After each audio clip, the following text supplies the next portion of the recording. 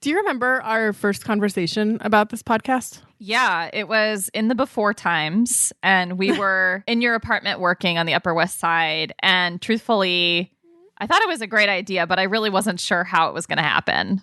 Yeah, I have a lot of those great ideas that don't ever get off the ground. So I'm glad that this one did. Woo! We made it! But in all honesty, I wasn't really sure if we should do it. Right. Does the world really need 2 more white women to take up more space? Exactly. And honestly, it's not really a tension that I've yet resolved. How to occupy this space of power, knowing others are at the margins. And do I do this at the cost of someone else? Right. Yeah, I haven't resolved that tension either, but I think we're going to lean into it in this conversation. And actually, I began to see a way forward on this unforgettable trip to New York 4 years ago. From Religion News Service, this is Saved by the City. We're a podcast from 2 single Christian women who moved to New York with ambition, dreams, and more than a little sass. I'm Katelyn Beatty. And I'm Roxy Stone. Here on Saved by the City, we explore all the ways heartland Christianity can flourish in the heart of Gotham.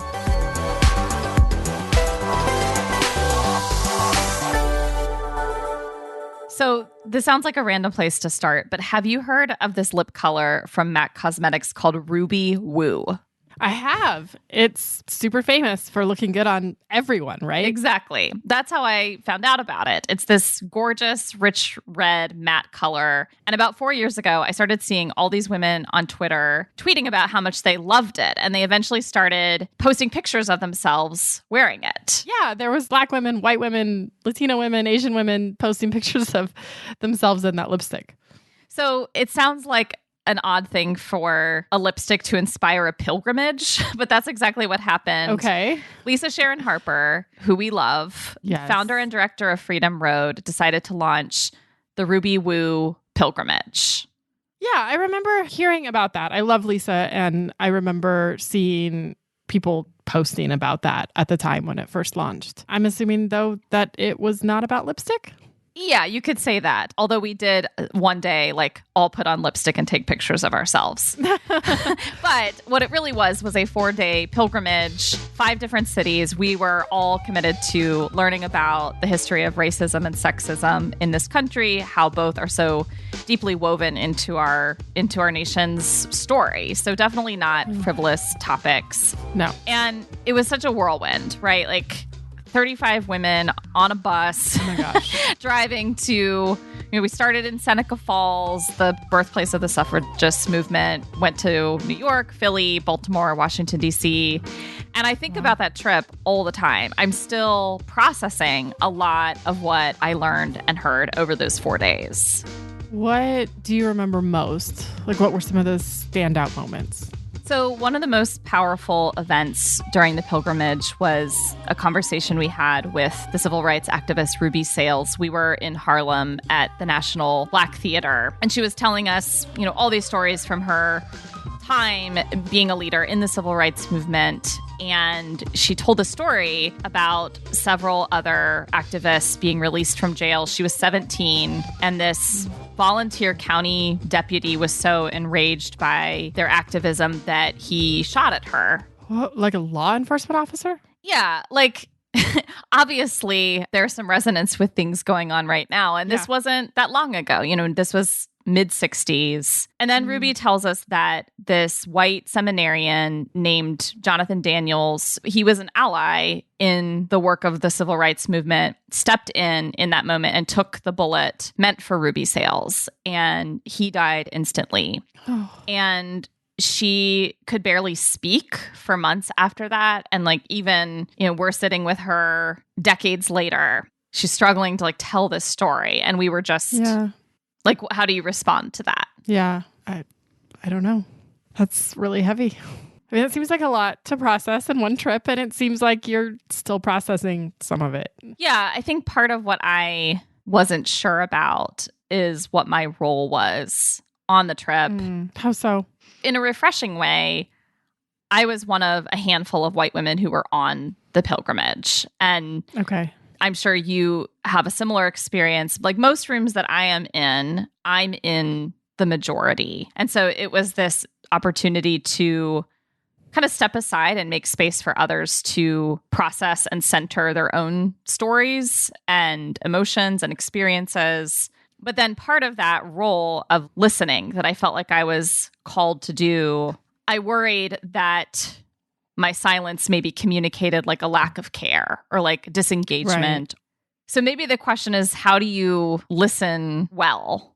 How do you listen in an engaged way that's open to criticism or open to difficult emotions being processed and not getting defensive and not shutting down? Right. I resonate with that. You know, I wrestle with a lot of those same questions is how do we as white women with public facing roles and platforms, like how do we steward that power and privilege well? And how do we listen when we need to listen and then take what we've heard and act in a responsible way with it?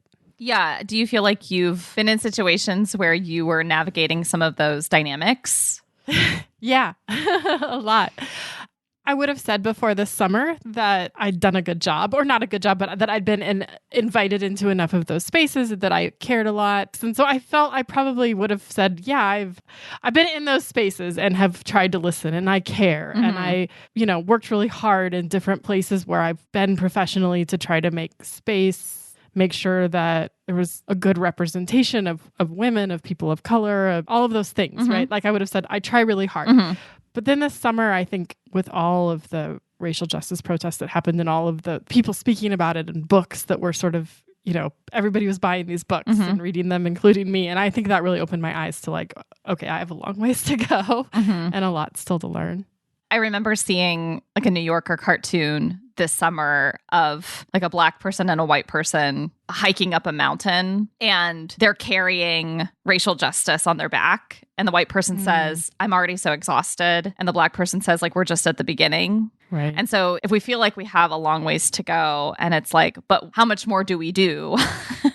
That in and of itself just points to the fact that we as white women, it's easy for us to feel like we can check in and out of the conversation and in and out of the work. Yeah, absolutely. And I'm just speaking for myself. I'm not speaking for you in this regard, but like name all the things that we've done and feel like mm-hmm. that's enough, or like we've justified ourselves or something. Right. Or to feel like, okay, we're really being good allies. And then it's still not something that I have to think about every day or all the time. It's easy to sort of just be like, pat myself on the back, but then see something like what happened with Amy Cooper this summer in New York City on the Upper West Side where I live, where, this racist encounter mm-hmm. where she's yelling at and calling law enforcement on a Black man who's just bird watching. And her dog was off the leash. And you're not supposed to have your dog off the leash in those parks. And even part of that is that's like, I know I sort of feel above the rules a lot of times, and that was like even my own realization of like, I get to feel like I can be above the rules because I don't ever feel afraid of being arrested or of police brutality or of having someone come up to me and threaten to call the cops, mm-hmm. I never have to face that or deal with that. Yeah. And in fact, like, historically, white women's tears and a perceived threat from Black men has been used to like, hundreds of Black men have died at the hands of this kind of action. And it struck me reading about that story. And of course, I was following it not only because it was in New York, but also because it was about bird watching, that he could have been killed. Christian Cooper, who she called the cops on, who knows what would have happened when the police got there. And, I think it's safe to say that both of us never have to live with that kind of embodied threat of police. A lot of Black people in America, their last names were inherited from their slavers. And so to have both of those people, this white woman and this Black man share the same last name, like it had this other like level of resonance of like, this tension is so old. White women have felt like they've had power over Black men who share their last names, for centuries in America. And we're still here. We're still in that space. Mm-hmm. I think I've just realized, man, this permeates every level of our society. And I didn't want to think it did. Mm-hmm. I mean, at the end of the day, part of the experience of the Ruby Woo pilgrimage shaped in me was just this sense of showing up to the conversation and not having to have all the answers or not having to have it figured out or not thinking that you as the white person are going to come in and like solve racism. Because that in and of itself implies a kind of centering yourself in the conversation. Yeah. Although interestingly, I think with my own job and professional space, I think I've often taken myself out of the equation in the sense of saying, okay, my job is to give a space or a platform to marginalized people, to hire Black authors to write about topics or women of color. And so I could do that in a sort of distance professional way and be like, okay, I've done this important work, but it was often not work on me or work on my own role or my own thinking or my own way of being in the world and interacting with people in my own life. And I think that was one of the big challenges for me over the summer, was making this personal and something that wasn't just something I tried to do well in my professional life, if that makes sense. I wish that every woman thinking about racial justice could go on this pilgrimage. And obviously, none of us are traveling much these days. But I did think that the next best thing would be for us to have an honest conversation with Lisa Sharon Harper herself about white women's roles in the work of the daily relational work of being allies to women of color. So in other words, the best way for you to enter into that space is to own the fact that you are Midwestern. And what does that mean? How did your families come to the Midwest? It's a good question. You need to do your own research. Katelyn knows I am all about the family research. I really am. And it's not just a fun thing to do. It's necessary for healing in our nation. Our conversation with Lisa is coming up. But of course, first we want to give a shout out to one of our patrons, Religion News Service. Religion News Service is an independent, award-winning source of global reporting on religion, spirituality, culture, and ethics. Check out the newsletters, the opinion pieces from all different perspectives and belief systems, from Simranjit Singh's Articles of Faith to Jonathan Merritt's column on faith and culture. From Omar Suleiman's Islam Beyond Phobia and Jana Reese's Flunking Sainthood, there's something for everybody. For the best in global religion news reporting, visit religionnews.com. And while you're in front of your many screens, contact us. We want to hear from you. Tweet to us at #SaveByTheCity, and you can find a larger conversation happening there.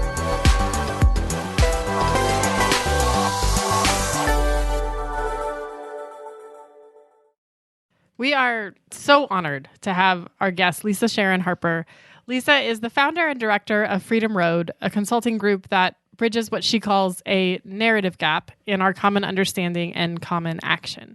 She's a prolific writer, speaker, and activist who's worked on issues from immigration to racial justice to healthcare reform. She has a forthcoming book from Brazos Press on her family's story and history.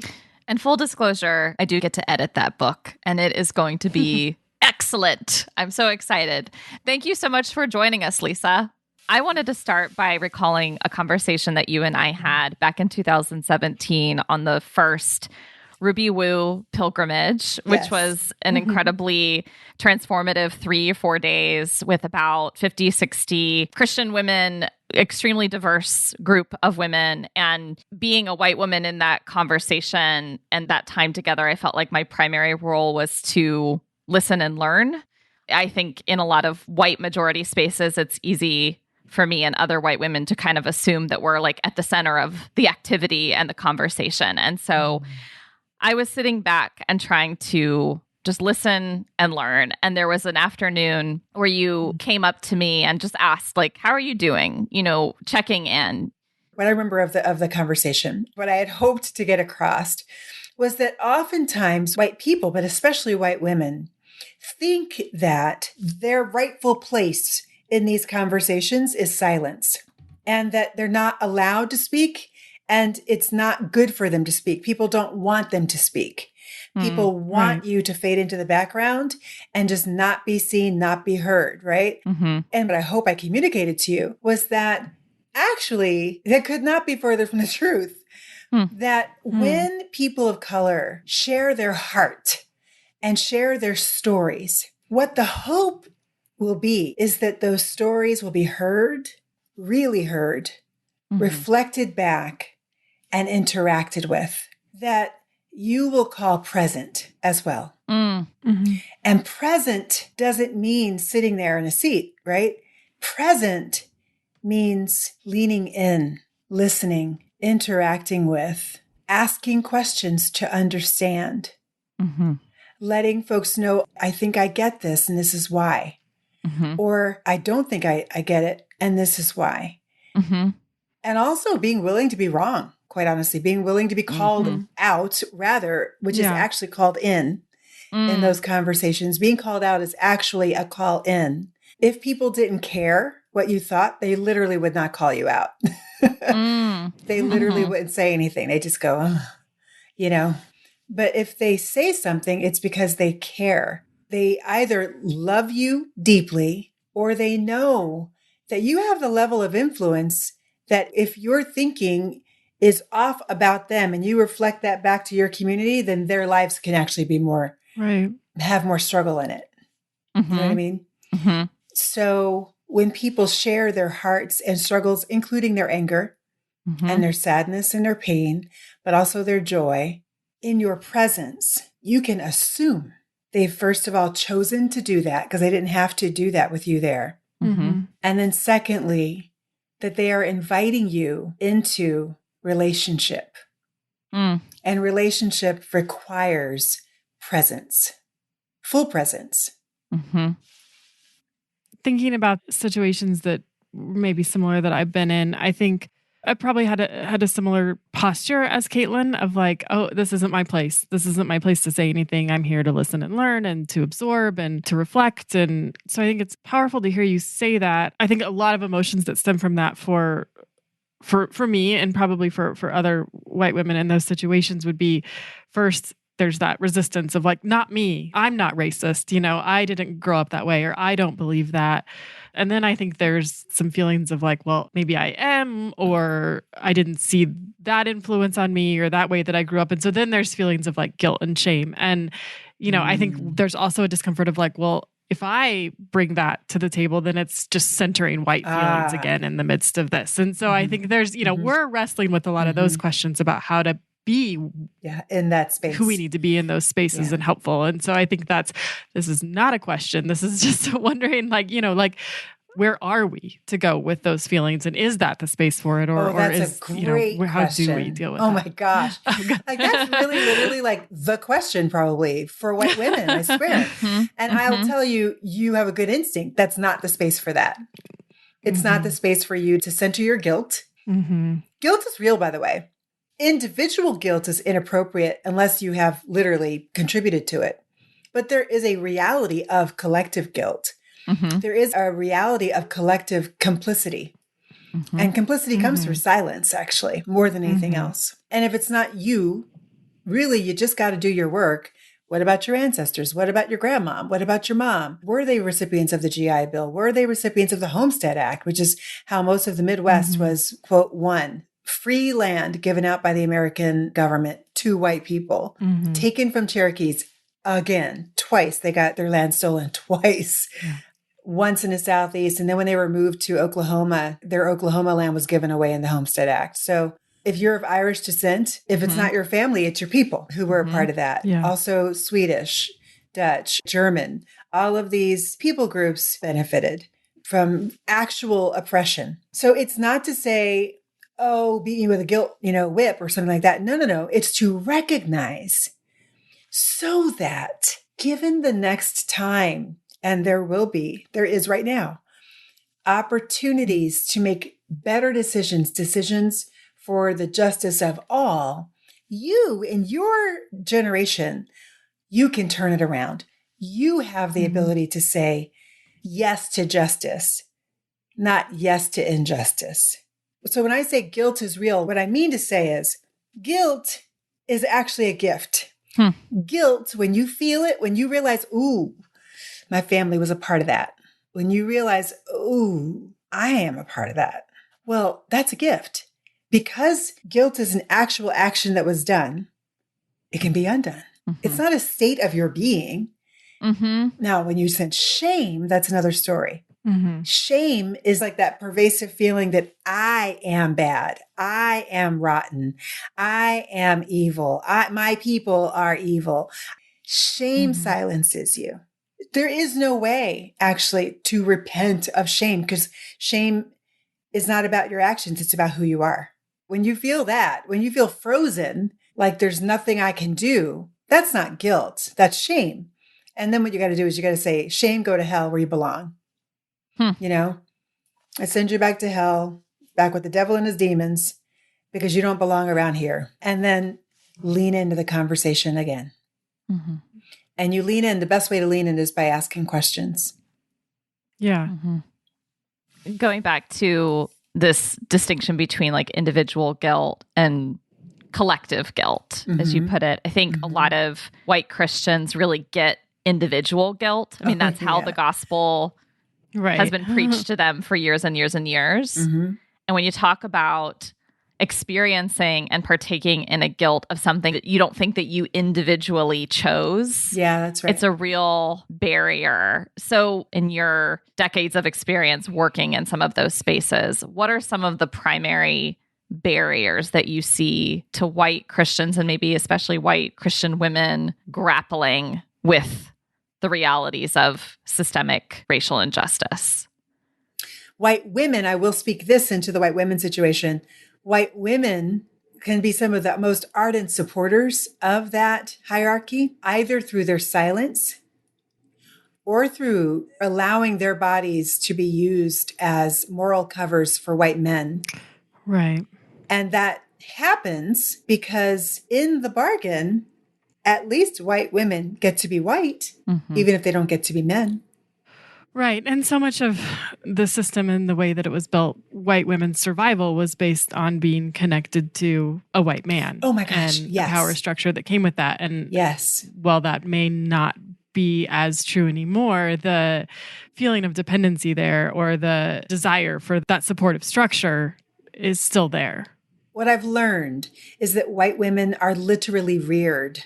Y'all are taught from birth to shrink yourselves, literally shrink your bodies, and shrink your voices, literally, so that your voices are usually up here somewhere, right? Like you literally speak up into your head, shrink your voices, you shrink your bodies so that size 0 is the ideal. And you shrink your brain. Not that you're not smart. You're smart people, but you don't let it be known that you're smart. You often will shrink your presence in a room so that you don't fill up too much space in a room. Why? So that you will be acceptable to white men. And if acceptable to white men, then you'll be brought along for the ride, for the white patriarchal ride. That is even more true in white evangelical subculture. I mean, submission. There's a word, there's a word for it that even is part of it. And even more true in the South. So like you take white evangelical culture, boom. And then you take the South on top of that. And oh my gosh, now let's talk about New York City and you moving into New York City. All right. Let's do it. That. Because the majority of white evangelicals who move into New York City are from the South. I don't know if y'all know that, but we're not. Katelyn and I are not. But it's the majority. But it is true. It is, right? For like sure. If you go, I've met many of them, yes. Well, and a lot of it is the mindset, and this is a generalization, but kind of taking the city for God. There's this sense that, the city needs some saving. Yeah, that it needs this. We need to be the presence of God in this city as if God isn't already there. Oh my God. It's just so fun. It's really, really, really funny, actually, when you really stop and think about it. I mean, we know this to be true. The most devout people in the entire United States, in other words, the people who actually do go to church every Sunday and quote their pastors every Sunday night, who pray before everything, are people of color. Like it's people of color, evangelicals of color, Catholics of color. It's Muslims, Buddhists, Sikhs. Like these are the most devout people in the whole country. Yeah. White folk are not, except for the Latter-day Saints. No, statistically, no. Yeah. Period. Yeah. Not that individuals can't be devout. That's not what I'm saying, right? So don't hear me wrong. Sure. What I'm saying is that statistically, yes, like in terms of the numbers of people, percentages, blah, blah, blah, right? So given that reality and given that cities hold more images of God than any other place on earth, and in our urban centers, our cities, you find more images of God that are people of color than anywhere place on earth, you actually must understand the cities are the most devout places on earth.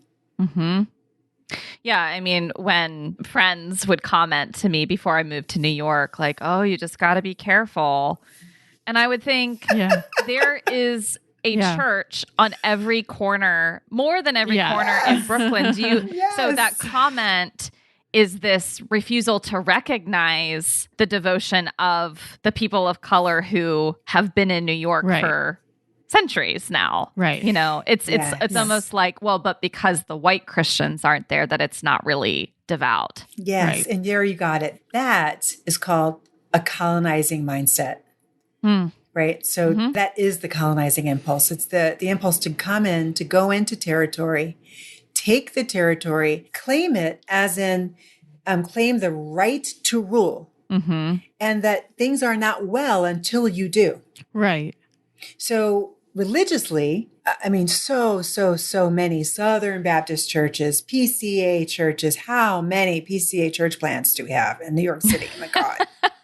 So I think for Katelyn and I, as two white evangelical Christian women who moved to New York City, not from the South, but from whiter parts of the country, the Midwest and the Mountain West, part of this podcast is really wrestling with what is our place in New York and how do we be there not just as consumers and not as colonizers, but as people who are really invested in the whole community and in the flourishing of the city and how we can learn from the city and grow from the city. So, you know, what is your sort of advice to us in that way in a city that's diverse but incredibly divided?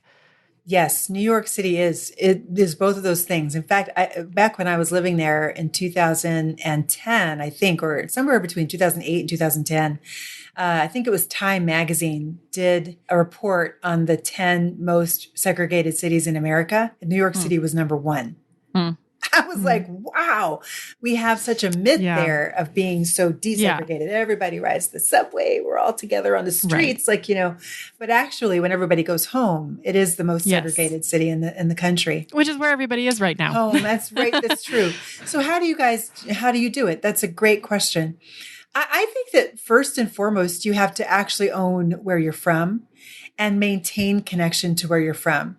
Because your greatest value in New York City is to help share the stories that you learn there with the people back home and understand what you are bringing into that space.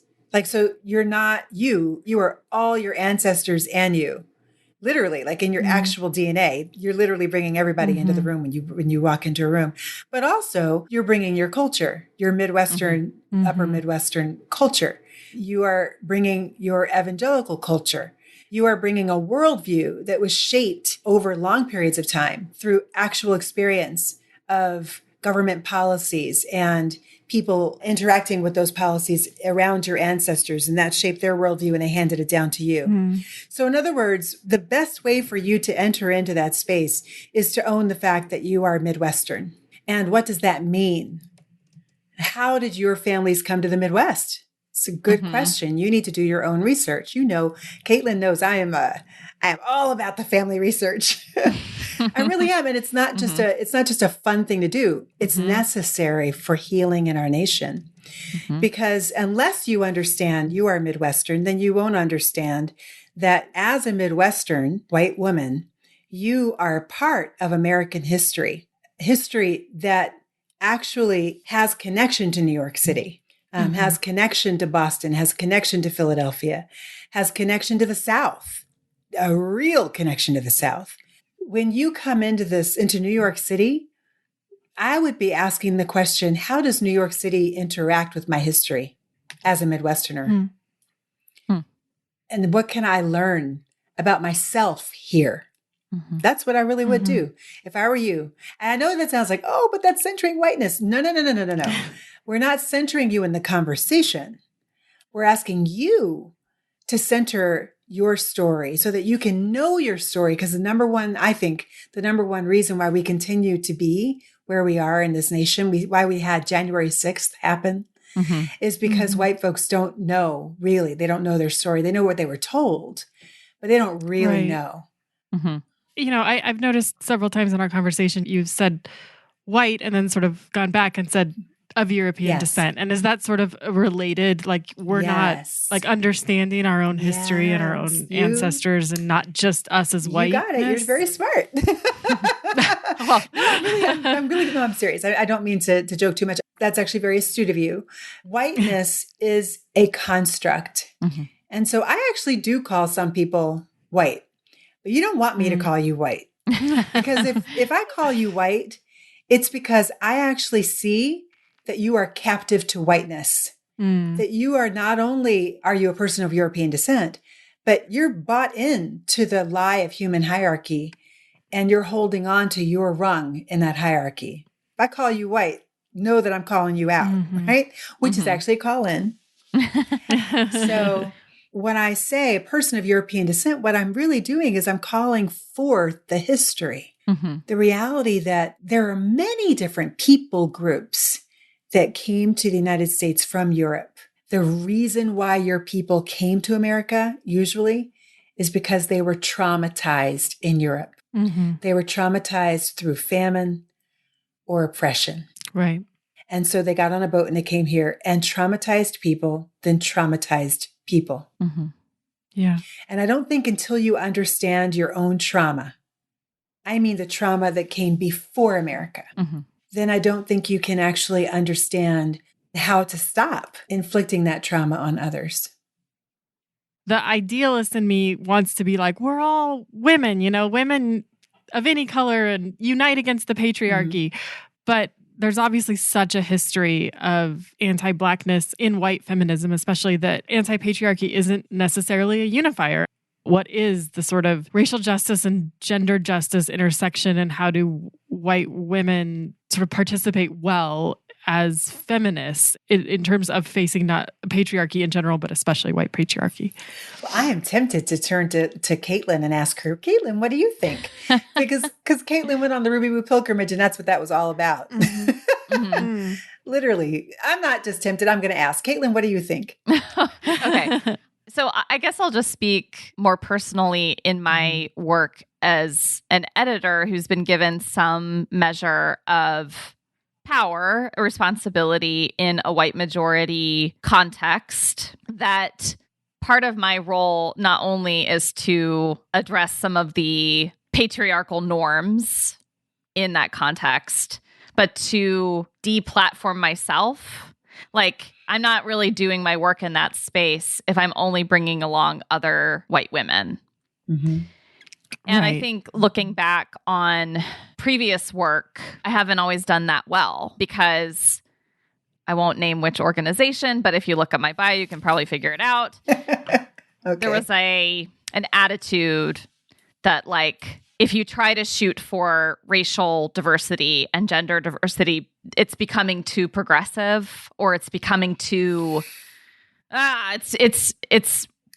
there was a real sense of like, we have to maintain control, you know? Wait, now, can I just interject real quick? Because that is it. You realize what they said. And the thing is, I know the people you were inviting my friends to come and write on that platform, and they were all evangelical. And yet it was going to be too progressive if you had too many people of color. Hear what you are saying. Right. What you are saying is progressive equals people of color. Exactly. And that is a formula that was created by the religious right in the 1960s, 70s, and 80s. Because people of color equals civil rights. Right. Civil rights equals taking away white power. And so that equals progressive. And it was mixed up with feminism at the time too. Again, it's sort of the same thing. It's like, okay, well, you can't be feminist and civil rights. Like, you can't have both of those things happening, so because that's way progressive. And then where do Black women stand? Exactly. Right. You can't. Black women can't be in that Exactly. And that's the reason why most of the time we're not on those platforms, because we represent the most progressive voices in America. By that rubric, by that standard, you can't get more progressive than a Black woman, because we are both Black and woman. Right. Except maybe a transgender woman, you know? Even the use of the word liberal or progressive to denounce or to kind of, this is a code word for bad. This, Yes. you know, we have a quote unquote theological system that has to be pure. And if you're too liberal, too progressive, you're outside the bounds. But of course, those bounds are wrapped up in maintaining white power and white male power and control. It's not ultimately about Jesus. It's certainly not about brown Jesus. It is ultimately about whiteness. I just want to know the frickin' truth. Can we just find the truth and stand on it? Let's just know our own stories, listen to each other's stories, repent where we've done wrong, tell the devil to go back to hell when he tries to put shame on us and tell us that we're not made in the image of God, because we are. And then actually get busy making this a more just world, making this a world where the images of God in every corner of your city shine.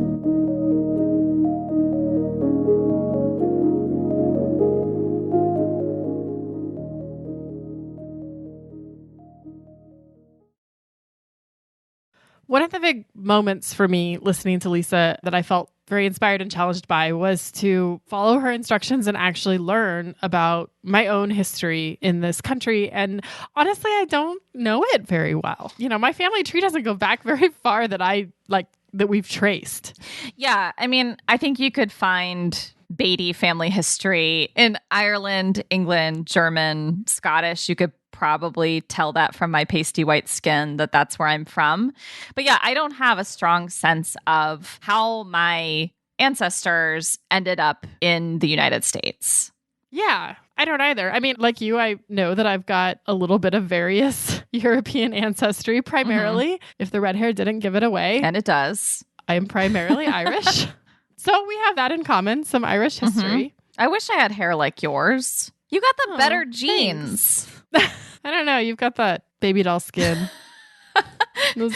Well, I call it pasty white, but I will take that. I'll take Go that with baby doll. So we thought we'd call up one of the key scholars of immigrant history here in New York to learn a little bit more about our Irish history in the city that we now call home. Well, Dave, I will kick us off with a very broad question to start off with. Why generally were Irish families immigrating to America in the 19th century?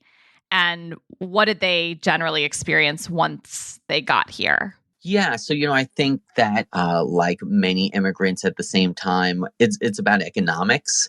I think the thing that is unique to Irish immigrants in this particular moment in time, we're talking about the mid-19th century, is of course the potato famine, the Great Famine, the Great Hunger. To make a very long and complex story short, right, the primary source of food for the majority of Irish, essentially peasant farmers in Ireland, right, sort of the majority of Irish in Ireland at the time, was destroyed by a kind of a fungus, and they're not able to feed themselves, right? And so those that survived, or those that were able, many of them sought refuge here in North America, and a big place that was a draw was, of course, New York City.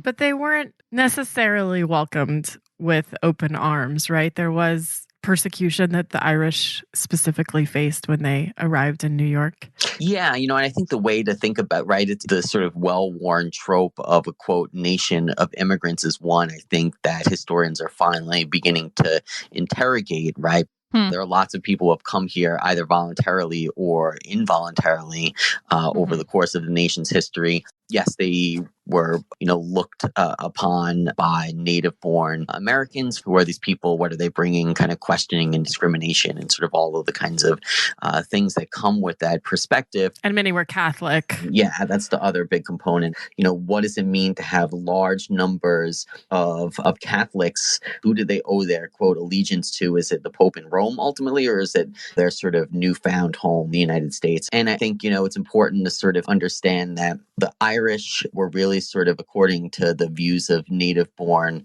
Americans, really being sort of slotted into what you would think of as a racial hierarchy, right? Meaning, yes, the sort of history of the quote-unquote Irish, not being white at the time is interesting. And I think there's a particular history that's worth exploring there. But on the same token, the Irish were considered quote-unquote white in the kind of legal sense. They could become naturalized citizens and vote long before Black Americans could, whether they were enslaved or had been enslaved or not. Right. And that's sort of where we're at right now. I mean, these groups were, these sort of very factious European immigrant groups ended up assimilating. We don't see sort of the same Irish, Italian, German, Polish divisions, yet we still have very strong racial divisions in terms of Black, white, Asian, Latino in New York. Right. Absolutely. And we're sort of exploring, a set of stories now about Irish and Black New Yorkers in the 19th century, where both were working as waiters, both competition among those waiters, but also, kind of cooperation and collaboration in terms of like labor organizing. So, I think it's a really interesting history. But yes, we ultimately end up in the place you're talking about, right, which is part of this really difficult and challenging history. So where do you see these kind of historical, ethnic, and racial divisions still affecting life in New York City today? Where are they still cropping up? That's an interesting question. As you were suggesting, if you think about Irish Americans, really becoming over the course of generations, going from a kind of discriminated group upon arrival to really being kind of mainstream, quote unquote, Americans by a certain point of time, really being part of the quote unquote establishment, right? But if you think about the role of the Irish or Irish Americans in building the police force in New York City and issues that we're still grappling with today with police brutality and anti-Black racism and stuff. And I think, all of those threads are really kind of connected and really deserve a lot of kind of unpacking and untangling. Yeah, it seems like these European groups kind of whiteness became the sort of de facto American identity and merged in a way that people of color were not able to. Yeah, and just to highlight that, I mean, both Roxy and I have Irish heritage. Sure. I don't think either of us thinks of ourselves as Irish American. Right. The ancestors of Irish American immigrants. We think of ourselves as white Americans. Yeah. Right. Yeah, it's a very good point. We're able to kind of forget that history because we're not reminded of our difference as our ancestors were easily assimilated in a way that a lot of our neighbors of color remain unassimilated or seen as other or marginalized. That's interesting. Well, thank you so much for giving us some time today. Oh, it was my pleasure. Yeah, thank you for your time and for your expertise.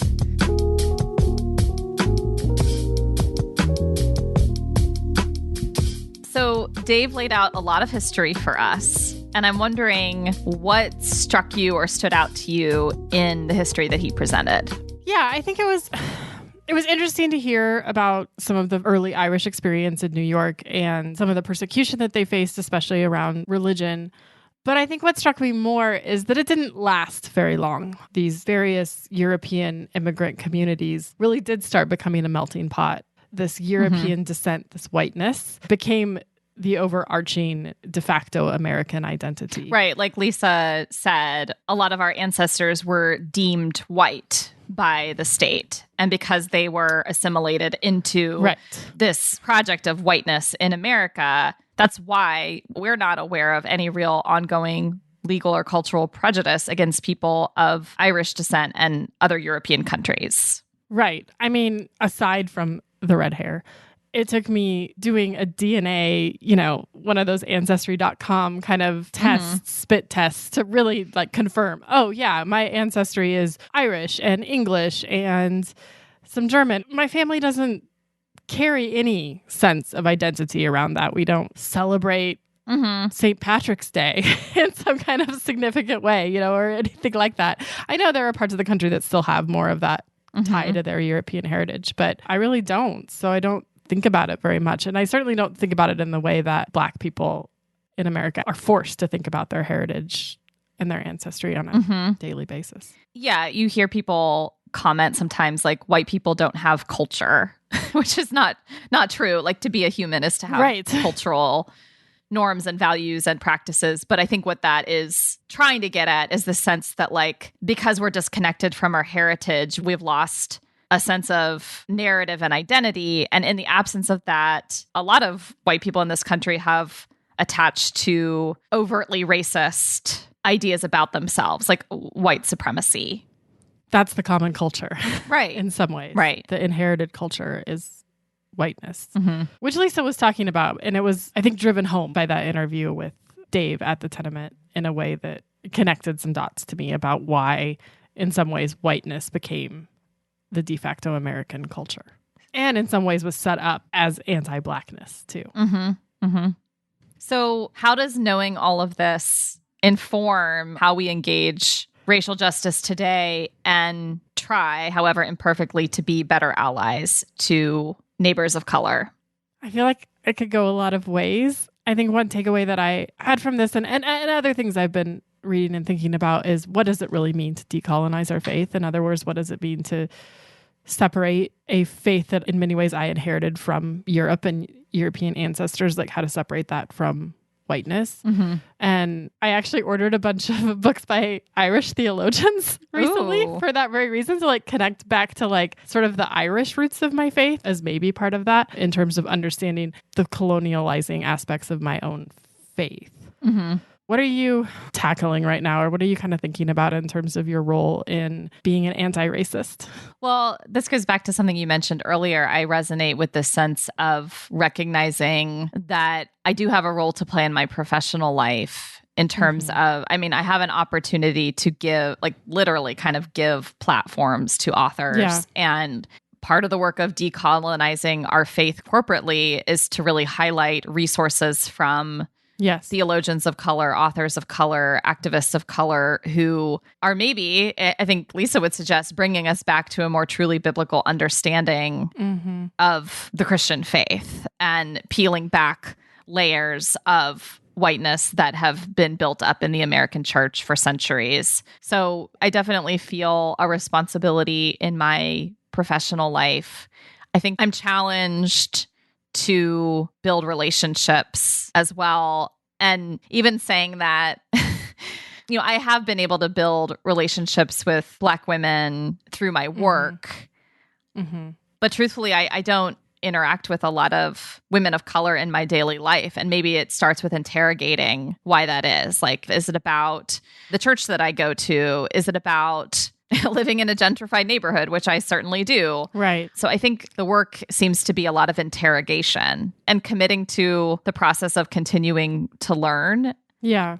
In a lot of ways, in my own timeline, for example, like on Twitter, I have really intentionally started following so many theologians of color and speakers and authors of color, just so that that's like constantly in front of me is the concerns of those communities, and also the joy of those communities and the beauty of those communities. And, you know, seeing so much Black art being shared and Black photography, and just seeing the excitement over Amanda Gorman at the inauguration and the celebration of Black art and Black perseverance.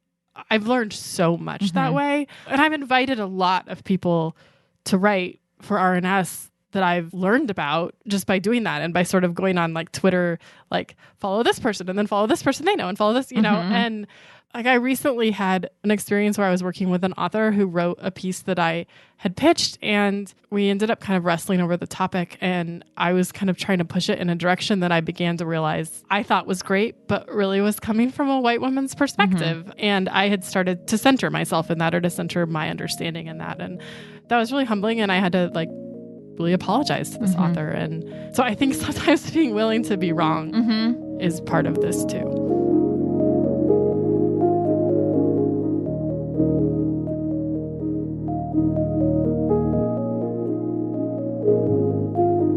So we've covered a lot of topics on this episode, and one theme that's come up a lot is how vital it is for us to listen to and follow leaders of color. So we've done some homework and put together a list of wonderful folks to follow in our show notes on our website, religionnews.com/savedbythecity. Thank you so much for joining us today for this episode. We'd love to hear what you think about our podcast. You can get in touch with us by tweeting using the hashtag #SavedByTheCity. If you have recommendations for topics or guests, we'd want to hear those for sure. And beyond tweeting, you can email us at sbtcpodcast@religionnews.com. Saved by the City is a Religion News Service production. The executive producer is Jay Woodward, and the consulting editor is Paul O'Donnell. Chaz Rousseau put together our look, and Martin Fowler wrote our theme music. We are Roxy Stone and Katelyn Beatty. Thanks for listening.